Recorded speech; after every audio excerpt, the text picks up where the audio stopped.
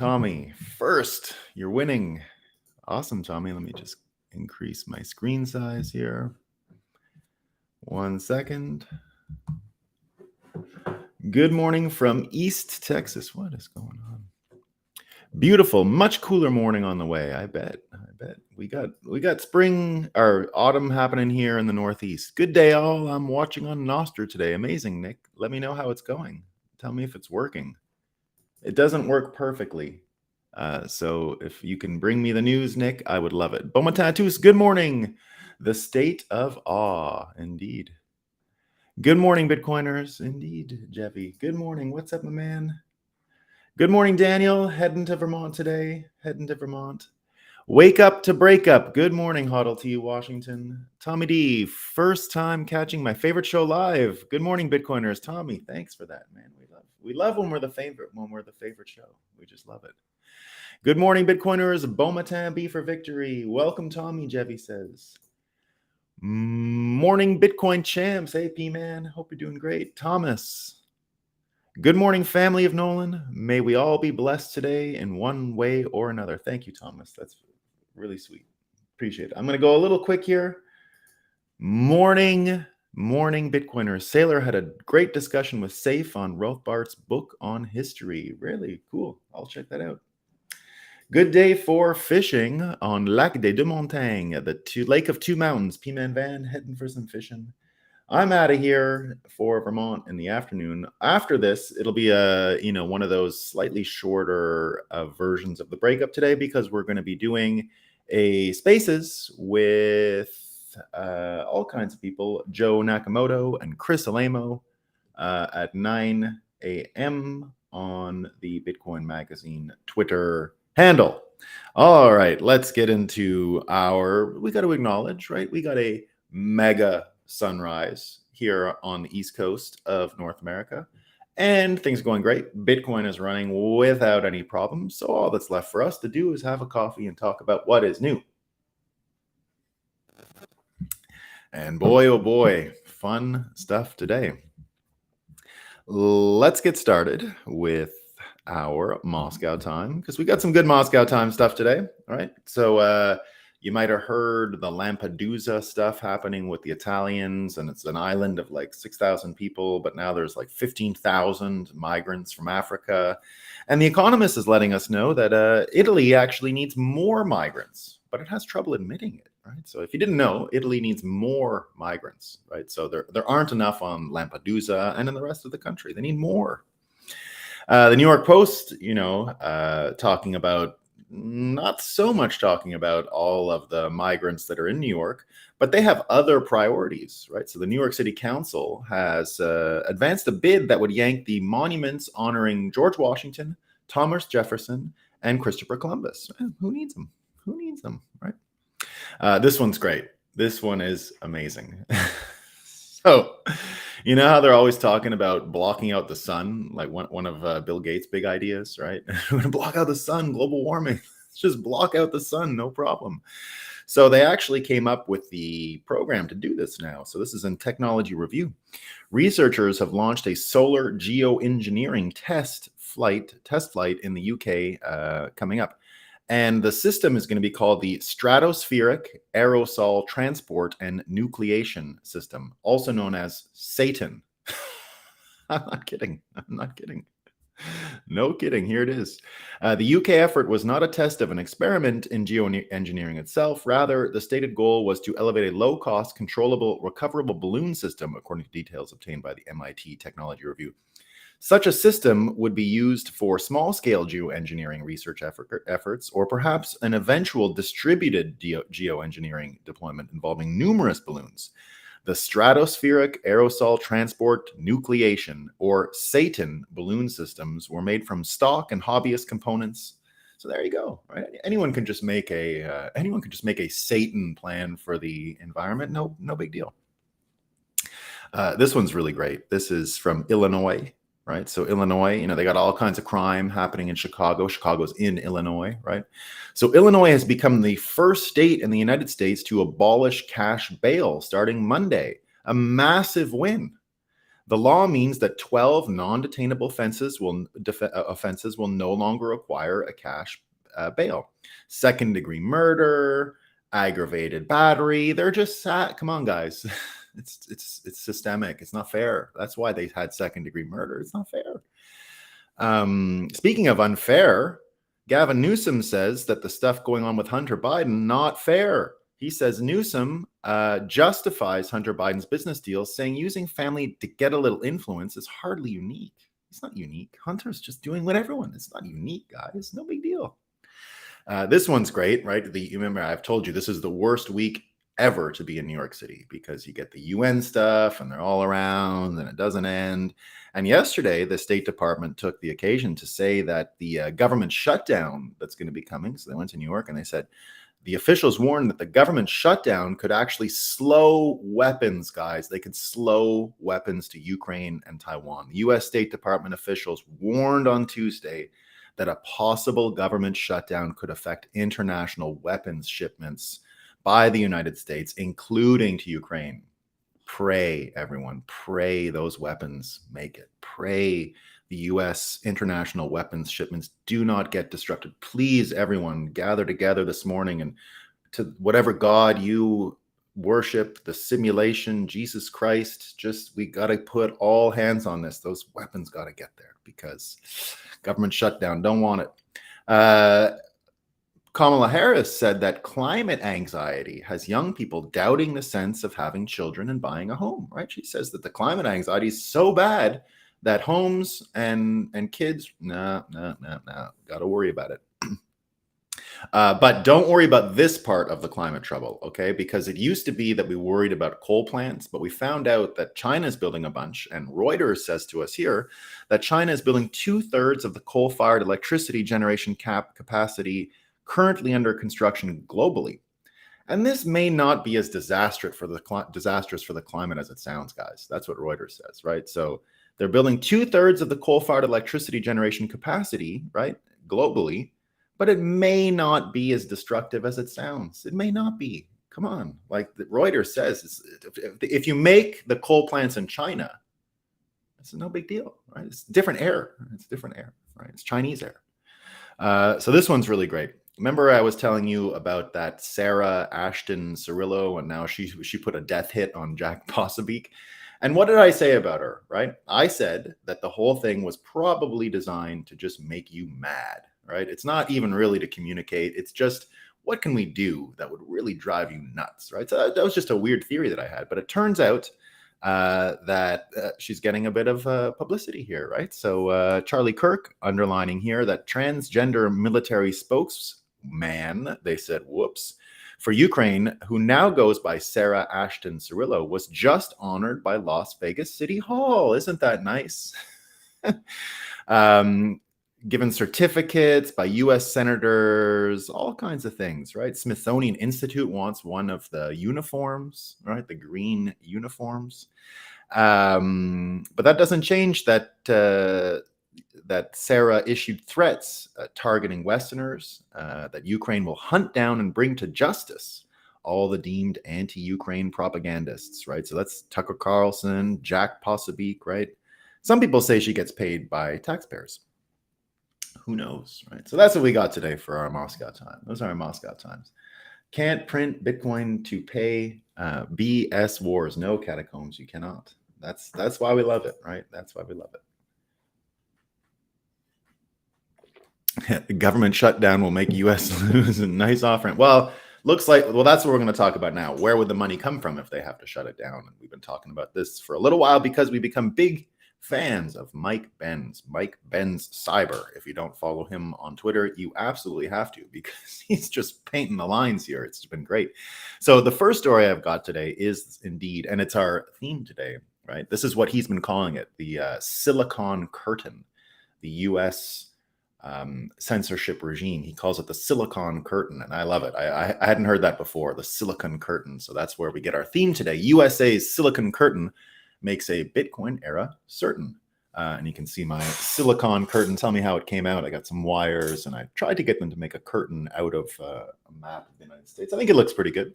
I'm a fan of today's image.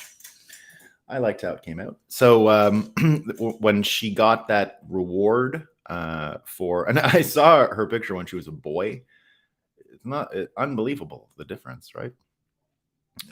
So Mike Benz mentioning this, saying, "Big blow to the conspiracy theory that the city of," so remember, it was the city of Las Vegas that has awarded Sarah this award, right? So big blow to the conspiracy theory that the city of Las Vegas serves as the largest domestic money laundering hub for the military and intelligence world in the country, right? So this is part of Mike Ben's theory.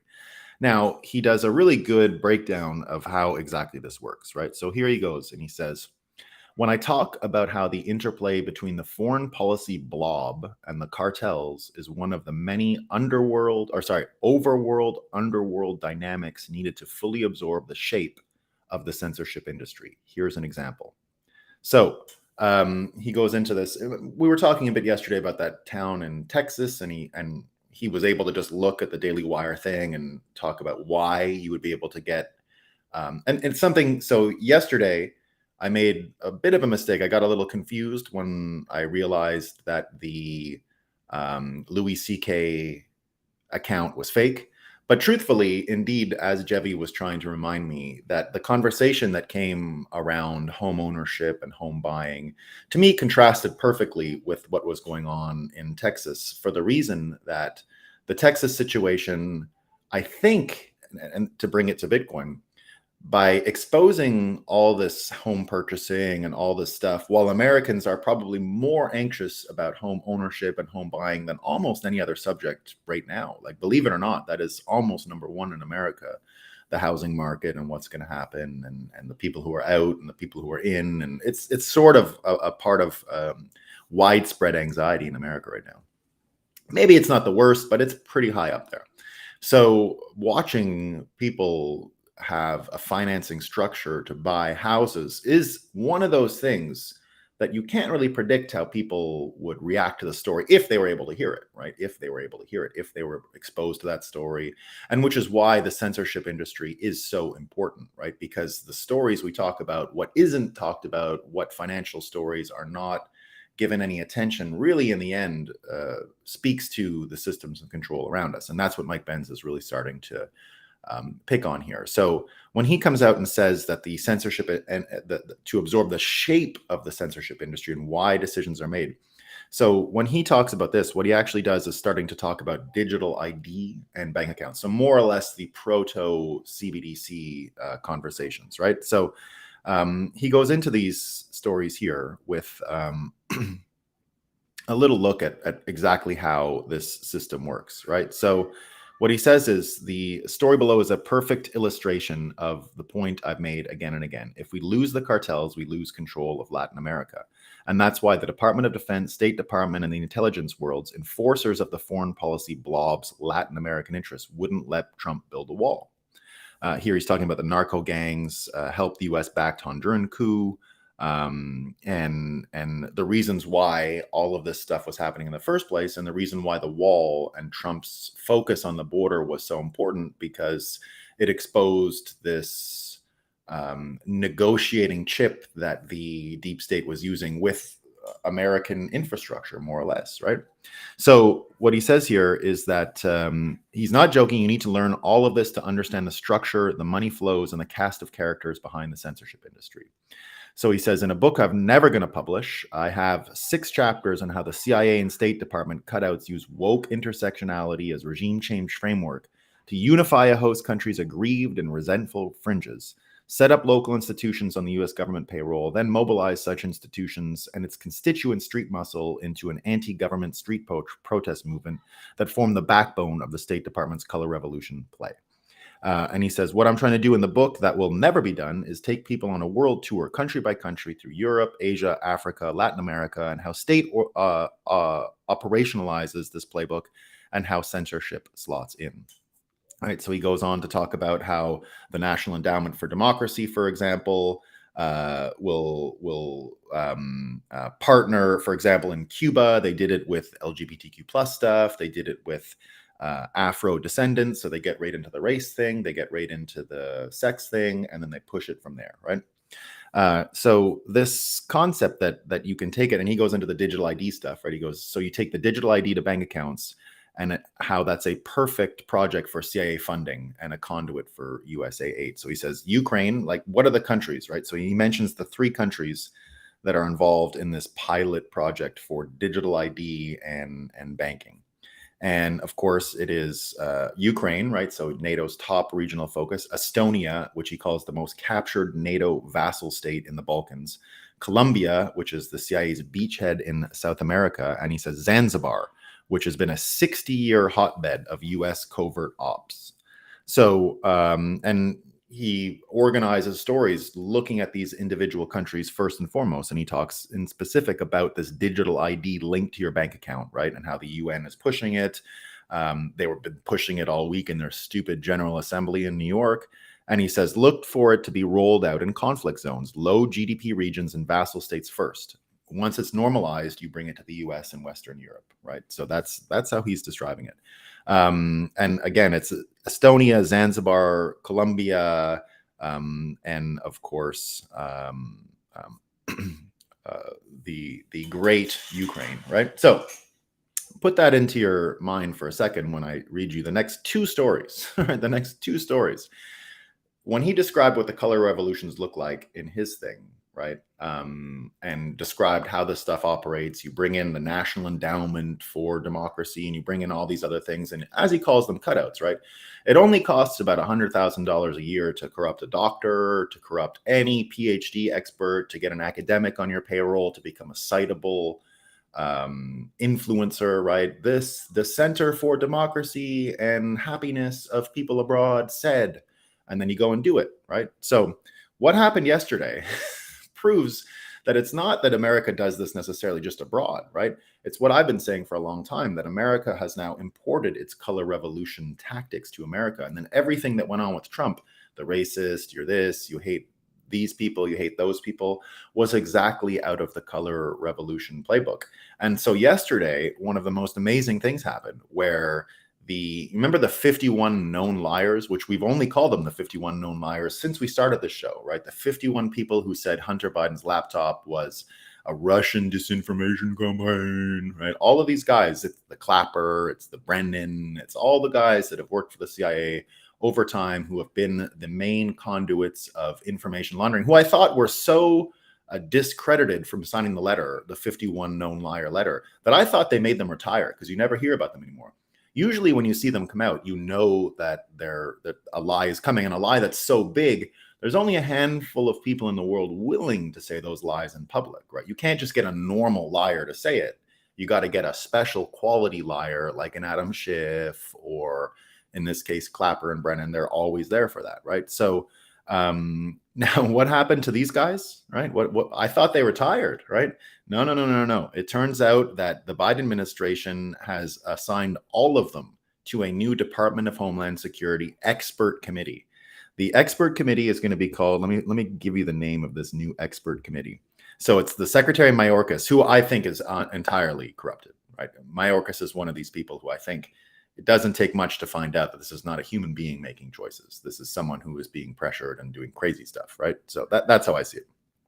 So first of all, how do these people even keep their security clearances after falling for every hoax that's ever been out there? These people fell for the Charlottesville hoax. They fell for the January 6th hoax. They fell for the Hunter Biden hoax, right? So first of all, even if they weren't disinformation agents and spin doctors, if you were just looking at it legitimately, you'd say, how do you keep giving these guys their security clearance?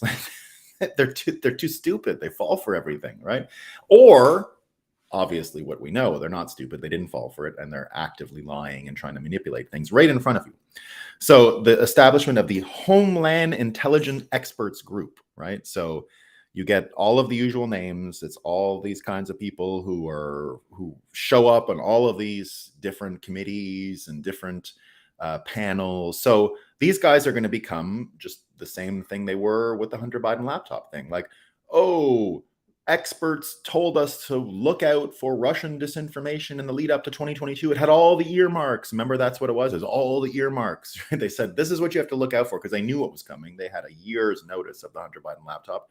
And then it was boom. Oh, there it is. There it is. So you got that. At the same time, right, remember the contours of the censorship industry. So we know what the color revolution stuff looks like, right? So they're going over there and doing that. We get the known liars back on the bench. Kaneko the Great, says the Homeland intelligence expert groups were going to be handling national security issues, right? These are the individuals that signed the fraudulent October 2020 letter deceptively asserting that Hunter Biden's laptop was likely Russian disinformation.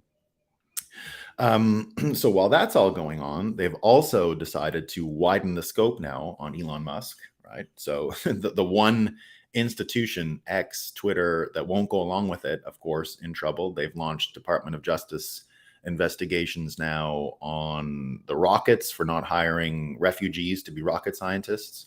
And then they also did the Glass House SEC thing where he was giving himself privileges. So they're going further on that one now. So Elon Musk is probed by the Department of Justice over Tesla perks, including using company resources on secret home project that he received since 2017. Ian Miles Chong says the DOJ is broadening the scope of its criminal investigation into Elon Musk. Tell me how this isn't politically driven effort by the Biden administration to go after Musk, who is one of the administration's loudest and most influential critics. While that's going on, you also get a Jacinda. Remember Jacinda? The stupid. She's got to get dropped from space. There's no doubt about it, right? There's no doubt about it. Jacinda Ardern, and she's going to get dropped. She's some of them. I want to see secret video of them begging to not get dropped, or just to see them pee themselves and be afraid or whatever. That's part of the show, right? She's one of those ones that I find her so annoying that I don't even want to see the preload video. I just want to see her fall. I just want to see her fall. Like Hotez, it would be funny, when they're tying up his underwear to the rocket wedgie and shooting him into space in a wedgie formation.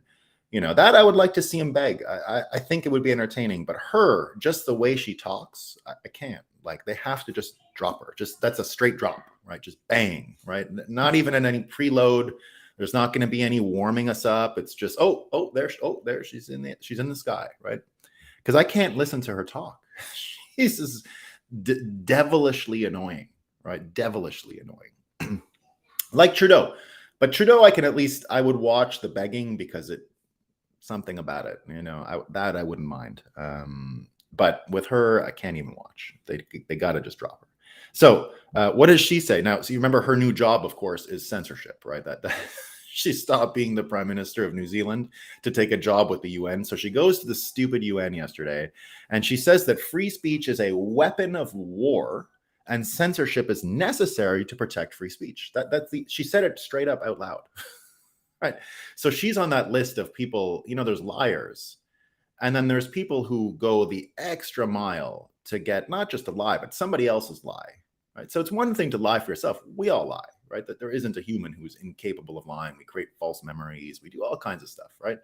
But to lie for someone else on such a big thing, it takes a special person, right? It takes an Adam Schiff. So Jacinda Ardern, she's out there trying to do this stuff, right?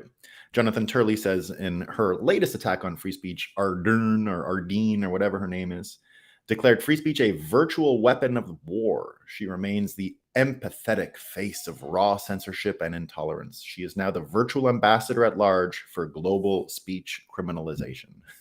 Which is just great, right? It's like sending Janet Yellen on a job too, though. Like, she's so she's one of the least attractive, least magnetic, least she's repulsive. I mean, I don't know how else to put it, right? She's absolutely repulsive. And sending her on a mission like a Janet Yellen style mission, like, you got to save everything. Everything's on you, Jacinda. Janet, you got to go to China and sell the T-bills, right? You got to do everything relies on you. You got to get global taxation different, Janet. You're the only one who can do it. Jacinda, you gotta censor everyone. We can't have anything. It's you against Elon Musk, Jacinda. You gotta win. You gotta go. Watching her trying to handle these files, I mean, it's one of the best shows Bitcoiners can ask for as we, take over the world. And indeed, we're talking about action, reaction, Newtonian physics. And more we end up getting people like Jacinda Ardern or whatever, her stupid, I've never even heard her name spoken out loud because I can't consume any content with her face and her stupid buck teeth in it. I can't even be near her, right? So the benefit of watching these utterly disgusting and unattractive, repulsive people is that once you see once you're repulsed and you're wondering why you were repulsed, right? That I think normal people are actually repulsed by her. Now I get there's people who love the control and love all that stuff. I see that she's got a niche and an audience, just like this Sarah, whatever Sarah, I don't know what her whole name in Ukraine doing that stupid thing. That stuff, right, is so repulsive that the action reaction is you're not going to want to go near any of it, right? And I think because the spokespeople for the censorship industry are so repulsive, I do think you're going to get an action reaction. You're going to be able to see the censorship curtain because the people holding the curtain are so repulsive that it's hard to miss, right? They're not going to get more popular. Jacinda Ardern is not going to get more popular. Sarah, whatever this trans stupid person's name is not going to get more popular, right? I don't think anyway. And the more we're able to see this stuff, the more we're able to see the gears turning and the machine operating, the easier it becomes to actually fix these problems, right? So it's not just there, right? And it goes further, right? You get the thing with Russell Brand now, right? He's going to be demonetized on Google, which we saw coming, right? Everyone could see that was going to be the case. So now he's off, and they're not going to let him make any more money. And of course, they've done this without any trial, which we all saw was coming, right? This is a big loss for his operation. I imagine, he's got a lot more technical people managing quality control than we do here on the Breakup, right? He probably has a whole staff to make that show look as good as it does. Plus his talent, right? So that's a big thing that's there, and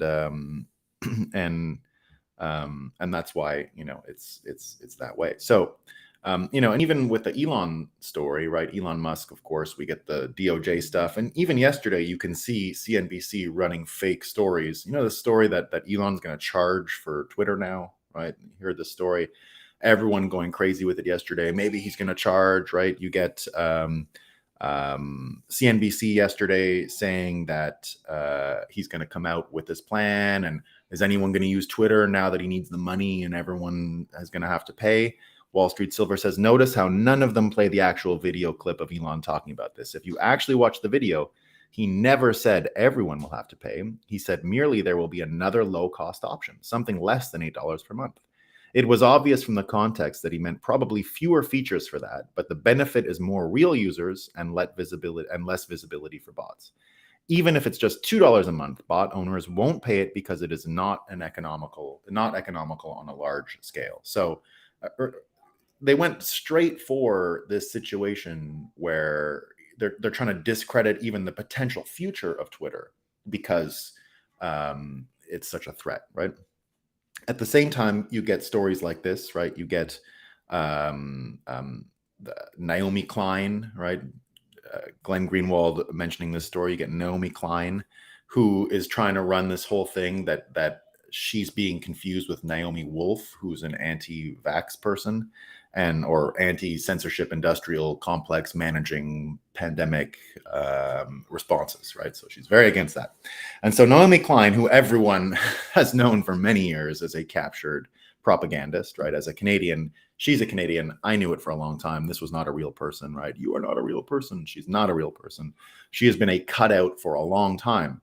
And Glenn Greenwald jumping into her being a cutout today, saying the following, and she's the one who wrote that book, Hardcore Logo or something, No Logo, or some ridiculous book.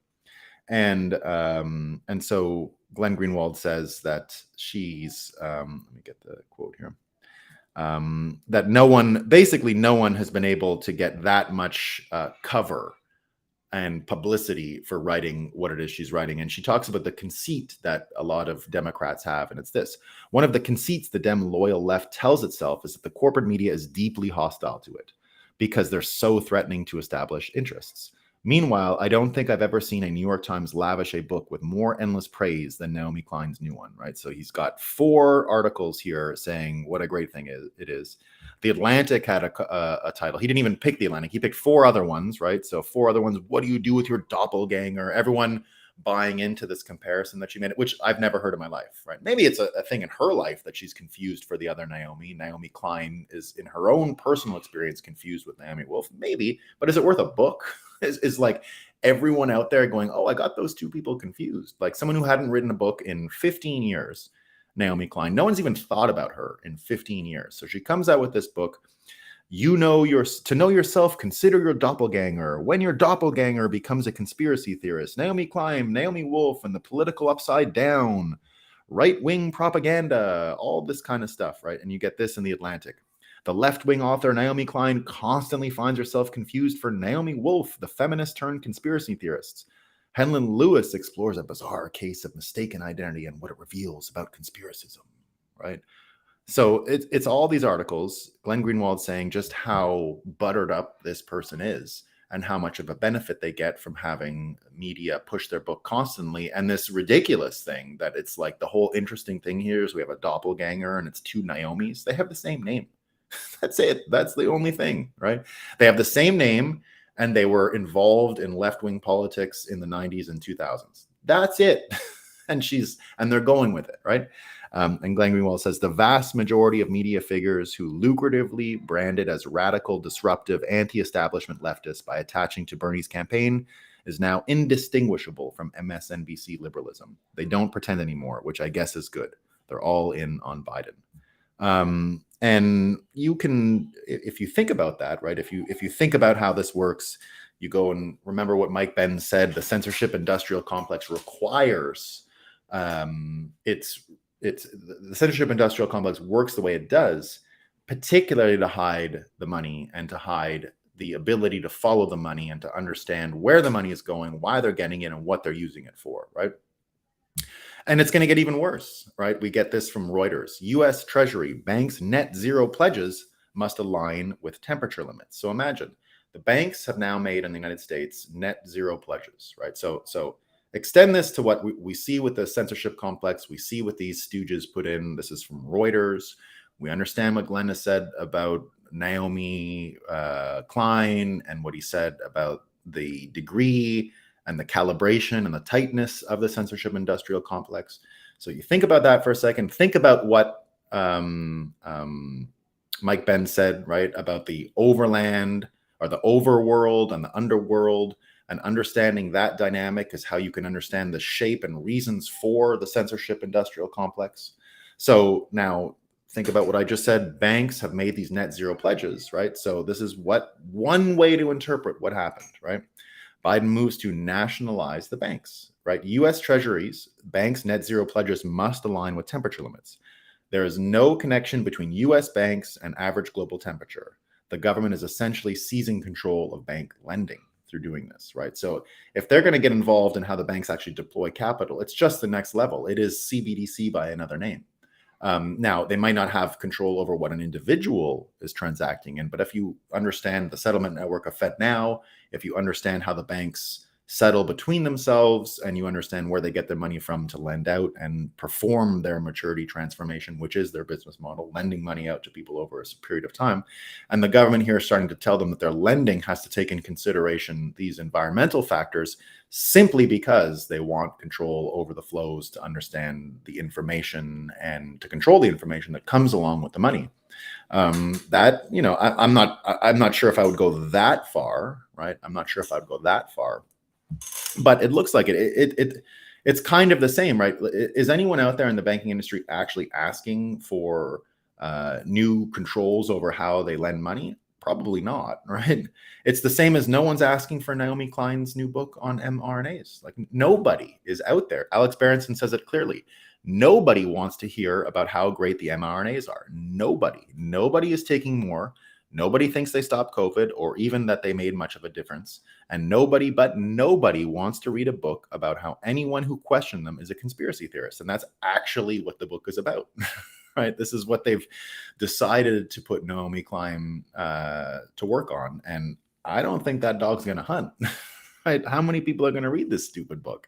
How many people are going to get persuaded by Naomi Klein? Now, there are enough stupid people in the world, right? But is she going to grow her audience like she did 15 years ago with Hardcore Logo? Like, I remember even normal college kids talking about that book, and I thought it was dumb back then. And people would say, "Oh, did you read that book?" And I'd say, "Well, I'm not an idiot, so no, I didn't read it. Like, I'm out doing more interesting things than reading a stupid book by this person."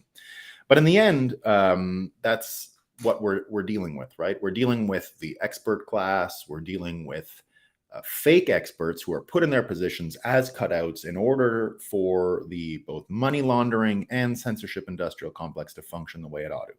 And so Samson Mao says the following. He says, "The Bitcoin orange pill is hard to swallow for most people because it means accepting that the legacy system is fundamentally broken and no one is coming to fix it.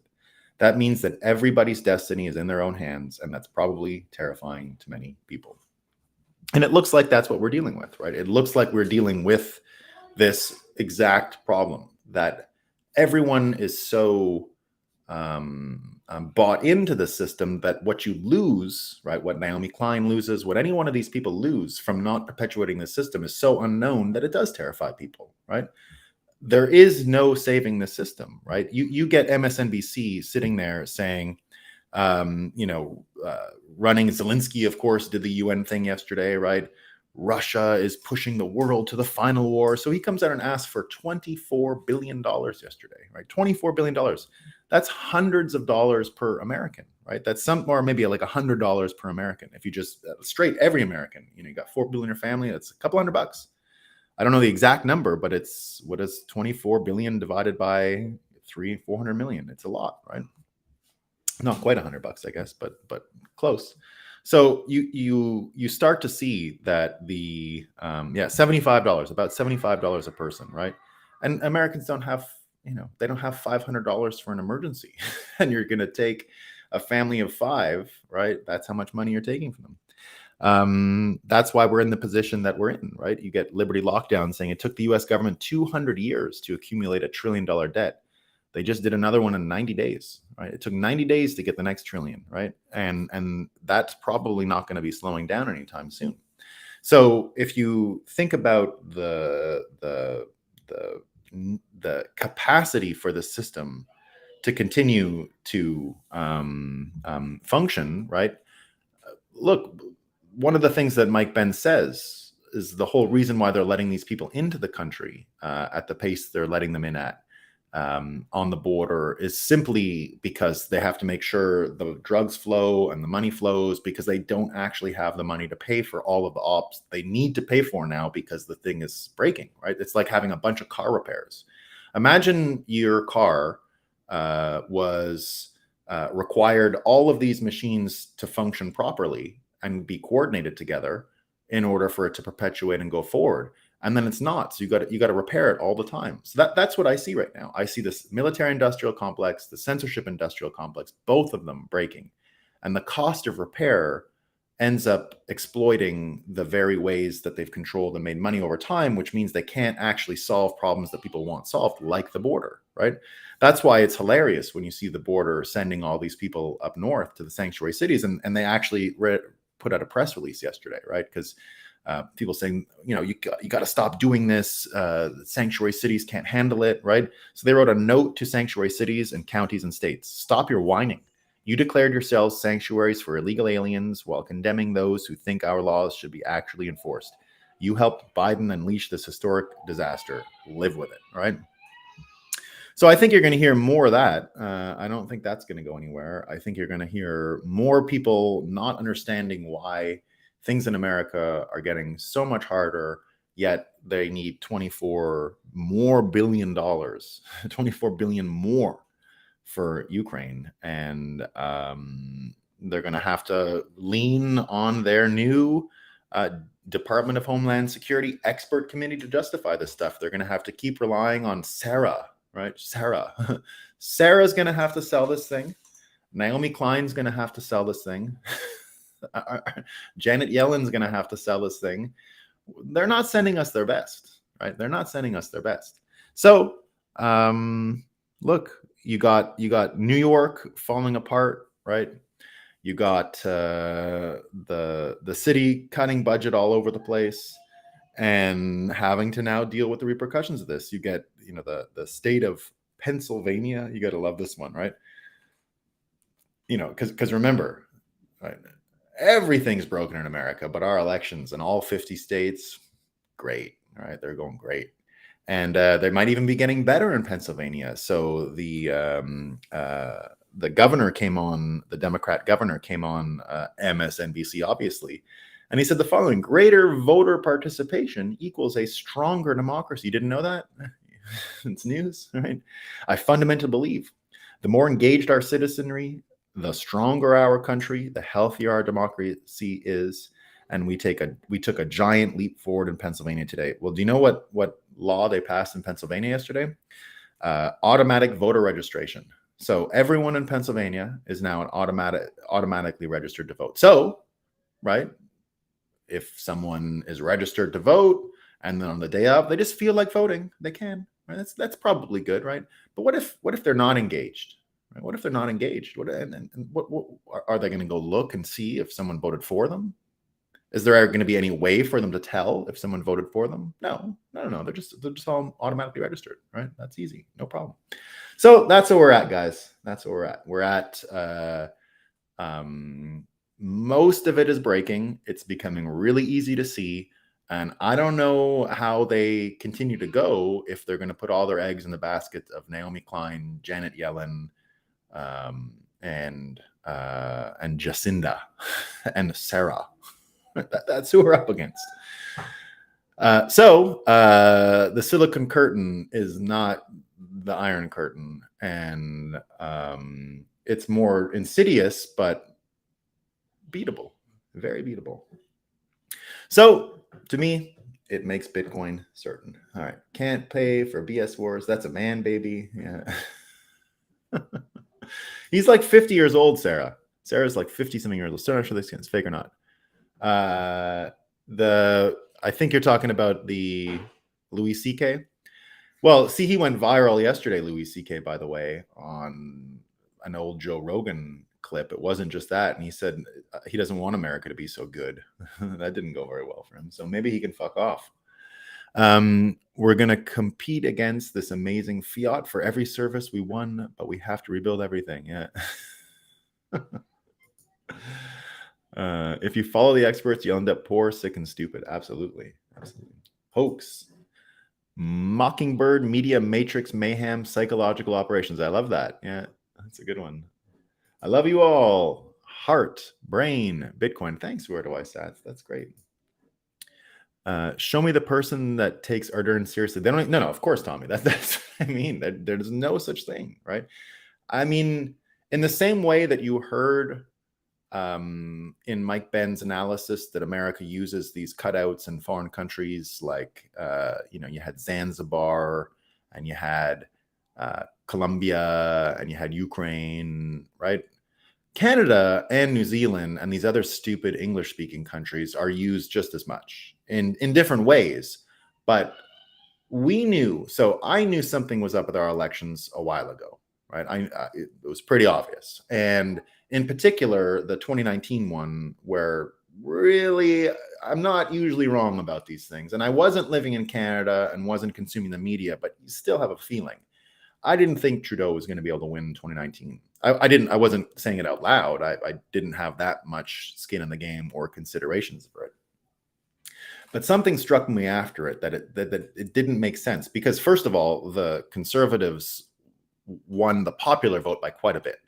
And now we don't use an electoral college thing in Canada. What you do is every county, every member of parliament, so it's our Congress people, right? Every congressperson has a seat. Whoever wins the most seats, right? Whoever wins the most seats in Congress forms government, and then the prime minister is chosen from those congressmen, right? So that's the difference between a parliamentary system and a presidential system. We don't directly elect our leader at all, right? So it's just the party. We can change prime ministers without an election, for those who don't know.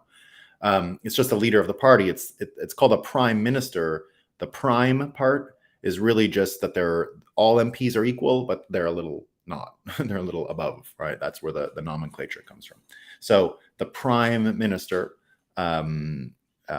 is formed by the party that wins the most seats. So weirdly, the Conservatives by far won the popular vote, but the way seat distribution works isn't exactly apples to apples. So a Quebec seat is fewer votes to win than an Alberta seat. We don't change our voting rolls automatic like the United States does with the Electoral College redistributing with the census. We do not do that. We need an act of parliament every single time we want to change and gerrymander the lines. So Alberta seats, like a congressman's seat, runs the population. It's not exactly proportionate. It takes about 120,000 people per seat because they grow faster. Quebec is at about 90,000 people a seat and doesn't grow. So there are seats in Atlantic Canada that are even less, like 80,000 person seats, right? Where that's how many eligible voters there are in the seat. So, right away, it was one of these things where all the strategic ones that the Liberals had to win, they won, and the odds of that happening were just mathematically preposterous. So a lot of people believed, and I remember there was a guy who predicted it just before the 2020 election, that the United States was going to be using the exact same cheat system in the 2020 election that Canada had used in the 2019 election, and that it had been practiced there. And it was called the Hammer and something. It was called the Hammer and whatever. It was Dominion Securities in Canada, by the way. They're a Canadian company. So I have no proof of any election being stolen, cheated, nothing, right? I have zero proof. These are all feelings. They're not proof, right? So zero proof of it, but that's what it looked like to me at the time. And so in the same way that Mike Benn says you have these stupid countries you use to run your ops with, that's Canada. Like Canada is just an obvious country for the United States to manipulate, test, try things out on because nobody cares, right? So there you go. Rocket wedgies, we love. And so that the Ardern story is that to me. To me, that I have no concept or clue or any connection to New Zealand, have no idea what goes on with the politics there, don't care actually, and not interested in even learning about it, right? No interest in Australia or New Zealand or any of these stupid places. Other side of the planet, as far as I'm concerned. Don't care if they speak English. Just don't care, right? I hope the best for them. Nothing against them, but I'm not interested in those places. Like it's not like I'm trying to go there and hang out.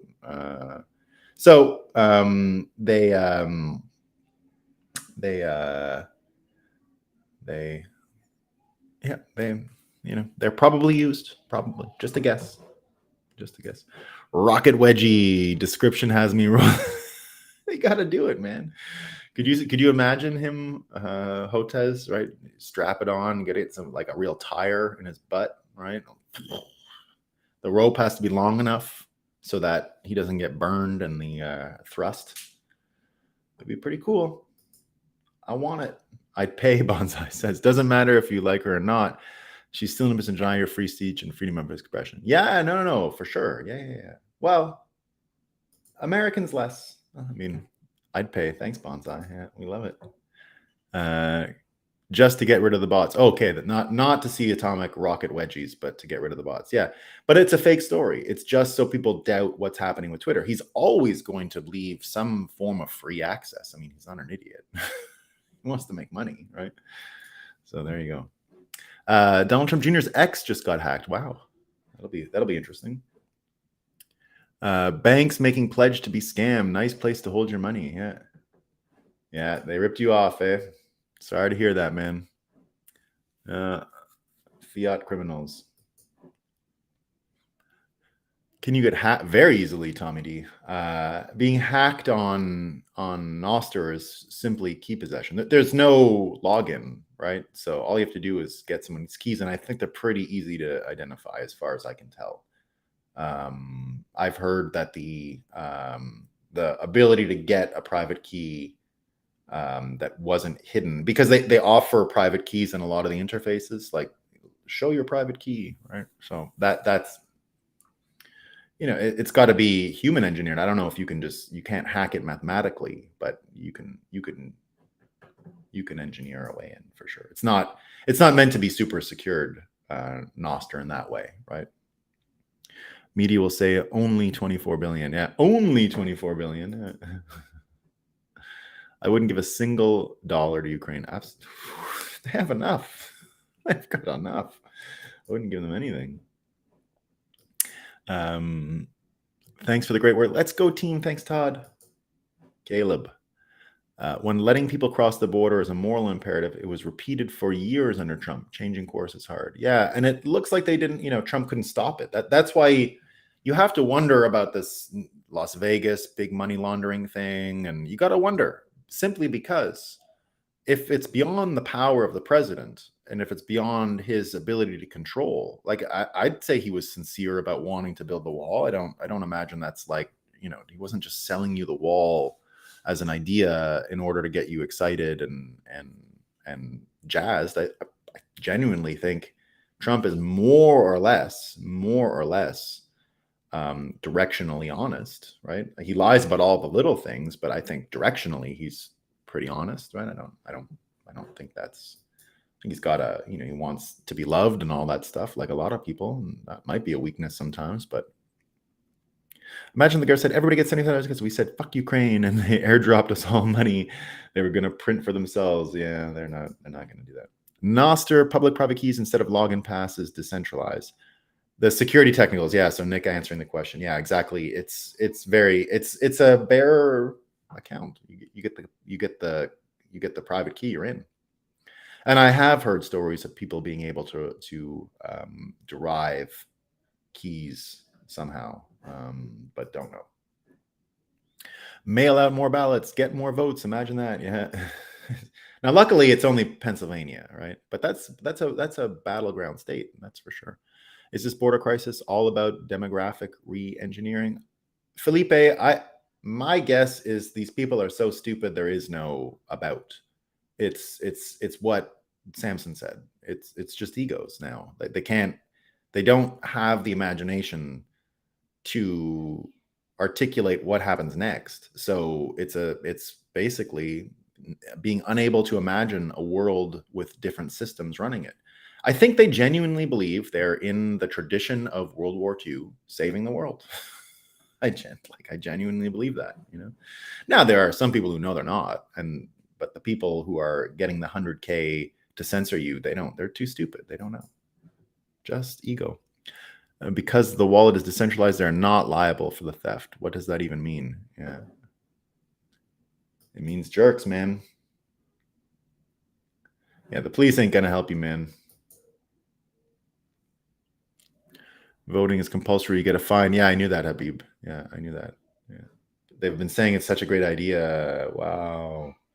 We should do that here. But Pennsylvania's not the same. It's just they're not mandatory voting. They're automatically registered to vote. That's not the case in America. You have to register if you want to vote in America. You can still do a day of, but this sort of saves you the time. Veterans, this is a hot wallet that is kept connected to the internet. Look into cold wallet storage. Yeah. Canada's election system is just like Australia's. No, we don't force people to vote in Canada. You're allowed to not vote. I think voter participation is very low in Canada. It's like 60%. No one participates. Nobody cares. It used to be really no one cared because before it was Trudeau and all these people, there was absolutely no trouble. Yeah, police be right on the missing stolen Bitcoin. Yeah, they can't wait. They can't wait to help you. Don't forget to hit the thumbs up. We love the thumbs up. We love the thumbs up. Support the BTC morning show. Jacinda, for sure, space drop, bro. What are you talking about? First in line. But again, I don't want to hear her talk at all before the space drop.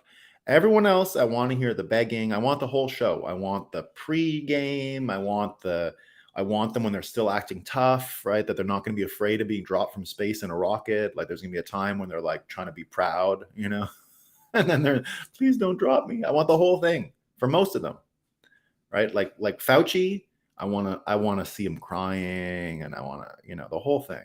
It's necessary. We got to change people's minds here. This has to live forever. It has to be so epic that this never happens again. So the 10 or whatever people that we drop from space, and the reason we're dropping them from space is because we know it'll get ratings. You can't just take them into a back room and kill them. Well, this is 2023, man. You're up against TikTok. Like, what are you going to do? You got to get some attention. That's why the space drop. I was inspired by the Red Bull space drop thing and Tom Cruise and how he was treated by the medical industry and the pharmaceutical industry. And I knew from his Halo jump stuff during Mission Impossible that he would be a capable host and then probably interested in doing the job. And that's how it came to me in my dream, that it was Tom Cruise hosting the space drops out of revenge for what they did to his reputation for not taking pharmaceutical drugs 20-something years ago. So Tom Cruise is the host. Normally it's Tom Cruise, like Tom Cruise will be talking with Fauci, right? And, Fauci will be crying and Tom Cruise will just say, I don't care. Like, I can't wait to drop you. I can't wait for you to die, right? And so that'll be that. And he'll host Jacinda and she'll probably but I don't want to see it. I can't, right? That Cruise gets that one off. There's no show. There's no pregame or nothing, right? Yeah. She's the veteran says he has the same reaction to Jacinda. Yeah, there's something about her, man. Like I can't. Like I can't listen to Trudeau speak either. I've always had that problem. There's something about his voice that I can't deal with. It's much worse in French. In French, he is absolutely the most irritating person you have ever heard in your life. It's not a Quebec accent. It's not a France accent. I don't know what it is. It is you have no idea. Like if you guys don't learn, I will tell you right now, don't learn French for the simple reason that you might hear Justin Trudeau speak it and it will bore parasitic holes into your brain and you'll never be able to get it out. More annoying. Justin Trudeau in French is more annoying than Jacinda Ardern. More. Yeah, it was a dream. It came to me when my children had COVID for the third time, and my little one was had difficulty breathing, sleeping. I mean, she was fine. I was never stressed, but it put me into a delirium because I had COVID that time too. And my delirium was that dream. I was like, enough of this Fauci guy. Like, I'm not kill him, like drop him from space, right? If he's guilty, right? Everyone's proven innocent until proven guilty. We have to remember that, right? In the spirit of Russell Brand, and everybody gets a trial here, right? Including Fauci. I'm not going to convict him before, but if he did any of this shit, 5, 4, 3, 2, right? As soon as he sits down the turn, pulls the lever and the floor drops out, chair and all. What would also be great is if he threw, like you launched a parachute and they had to like try and figure out how to get there, because you're not giving them any training in skydiving, right? That's part of the fun of the show. Like maybe they'll do okay, right? Maybe they'll get there. maybe he'll, because you could betting markets. I want huge betting markets. I want to hit targets. I want, all that stuff. It's gonna be really good. Trust the sun. And I know, but again, Mr. Tomato Head, right? We must, as Bitcoiners, I think we got to be civilized. Here's a new frame I'm working on. Well, I gotta go actually. Okay, I gotta go. Peace. I gotta do the spaces. French is a dying language, maybe. Yeah, not in Quebec. Peace. See you guys at 9.